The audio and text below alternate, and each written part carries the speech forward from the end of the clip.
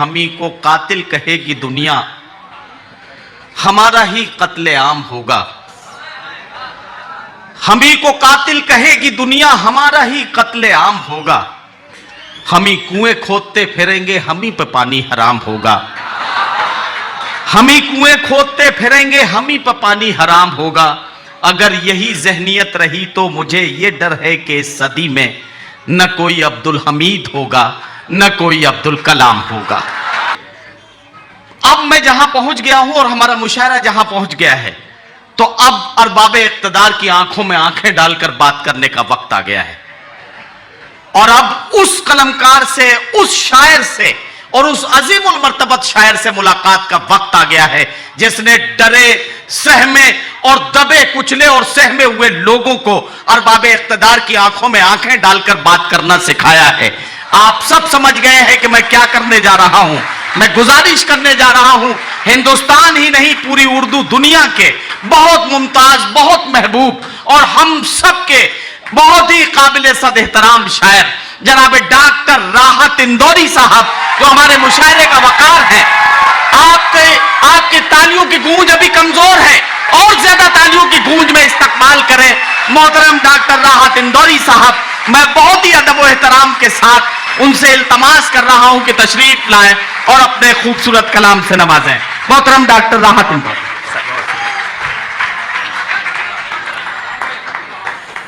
तशरीफ रखें दोस्तों।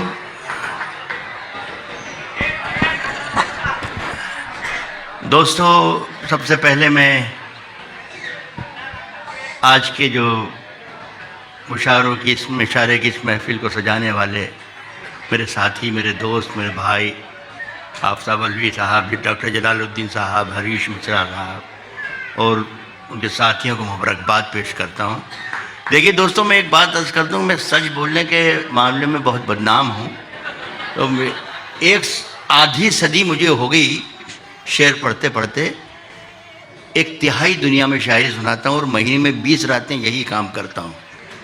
लेकिन खुदा की कसम बिल्कुल सच्चाई से ये बात कबूल कर रहा हूँ कि ऐसी महफिलें जो आज की महफिल है, हम तरस चुके हैं कि कहाँ हमारी शायरी लेकर आए। लेकिन अगर ये बुनियाद आपने रखी है आफ्ताब साहब और आपने हरीश भाई ने, तो मैं समझता हूँ कि ये जिस ज़ुबान पर एक ख़तरा सा, लोग कहते हैं कि ख़तरा लाहक है और ज़वाल की तरफ जा रही है, उर्दू मिट रही है, मैं समझता हूँ कि हिंदुस्तान में यहाँ से पैदा हो रही है उर्दू, ऐसा मेरा मानना है। आइए शायरी की तरफ। मैं कोई सियासी आदमी नहीं हूँ, तकरीर करना मुझे आता नहीं, लेकिन बोल के दिया इस बात में। पिछले बरस में एक शेर सारे देश में पढ़ता रहा। सदर साहब, मैं आपसे इजाज़त चाहता हूँ। ये अल्लाह जो दिखा दे तो कबूल करना पड़ता है। हम कई शक्लों में कई लोगों को ढो रहे हैं। भाई आपको सदर को ना दिया तो आप सदर हैं, आपको अल्लाह ना करे कहीं हिंदुस्तान का सदर ना बन जाएं आप कहीं। मैं यह कर रहा था कि एक शेर पढ़ता था तो लोग पसंद भी करते थे, दाद भी देते थे, तारीफ करते थे। लेकिन मुशायरे के बाद मुझे आके घेर लेते थे कि राहत भाई, इस शेर में आपने क्या कहा है, क्या होने वाला है, क्या कुछ होने वाला है, कोई इनकलाब आने वाला है, कुछ तब्दीली आने वाली है। तो मैं कहता था कि ये वक्त आने पर आपको खुद मालूम पड़ जाएगा। पहले वो शेर सुन ले और फिर आप भी देखिएगा कि तब्दीली आई या नहीं। नसीमा याद आप शेर साहब ये था कि सफ़र में जाग के सुनिएगा।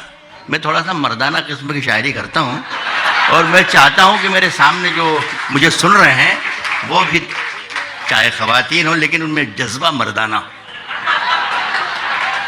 कहता हूँ कि सफ़र में आखिरी पत्थर के बाद आएगा। सफर में आखिरी पत्थर के बाद आएगा, आखिरी पत्थर के बाद आएगा। वाह, मजा तो यार दिसंबर के बाद, सफर में आखिरी पत्थर के बाद आएगा। मजा तो यार मजा तो यार। देखिए फिर दिसंबर में मजा आया। और अब मैं जो ताज़ा शेर पढ़ने जा रहा हूँ वही, उसमें भी सवाल पैदा होंगे, लेकिन इसका भी जवाब कुछ महीनों के बाद आपको इंशाल्लाह फिर मिल जाएगा। मैं फिर कहूँगा साहब देखिए मिला कि नहीं मिला। जाके ये कह दे कोई शोलों से जाके कह दे, जाके ये कह दे कोई शोलों से, चिंगारी से।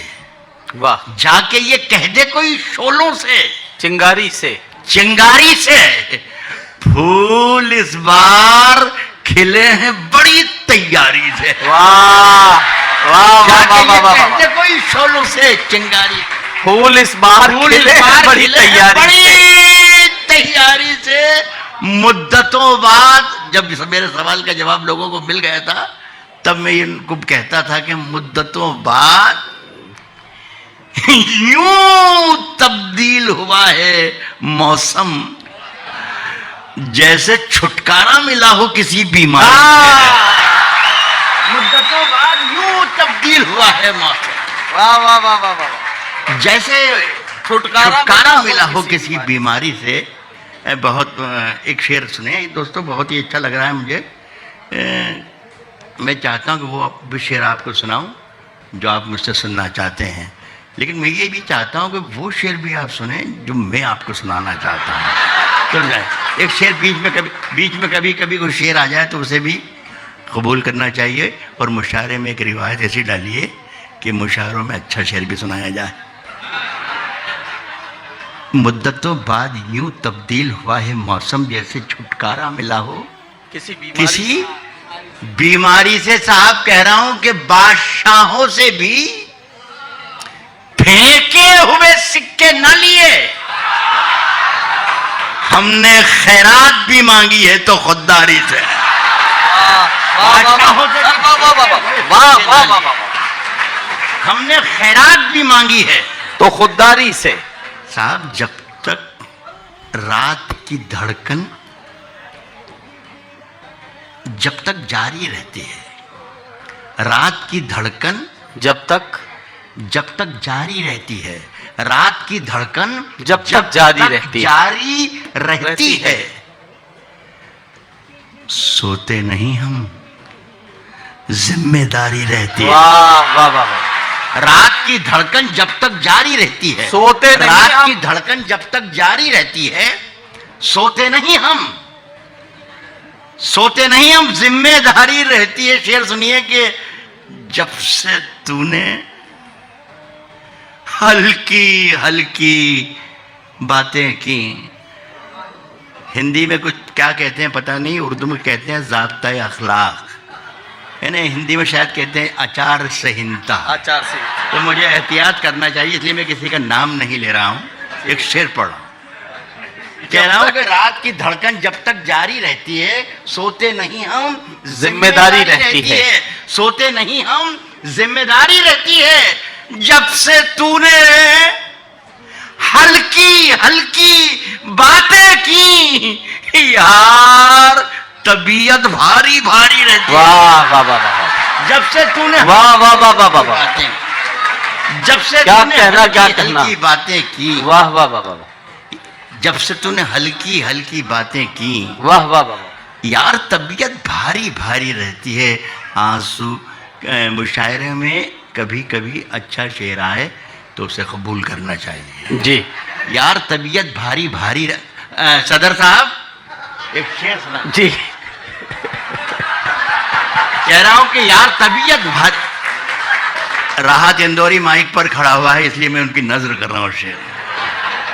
यार तबीयत भारी भारी रहती है, आंसू ठहरा होता है जब पलकों पर।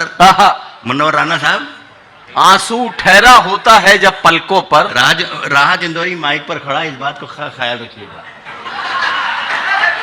कह रहा हूं कि यार तबीयत भारी भारी रहती है, यार तबीयत भारी रहती है, आंसू ठहरा होता है जब पलकों पर, दरियाओं पर दहशत तारी रहती है। आंसू ठहरा होता है, आंसू ठहरा होता है जब पलकों पर, दरियाओं पर दहशत तारी होती है, पलकों पर दरियाओं पर दहशत तारी रहती है।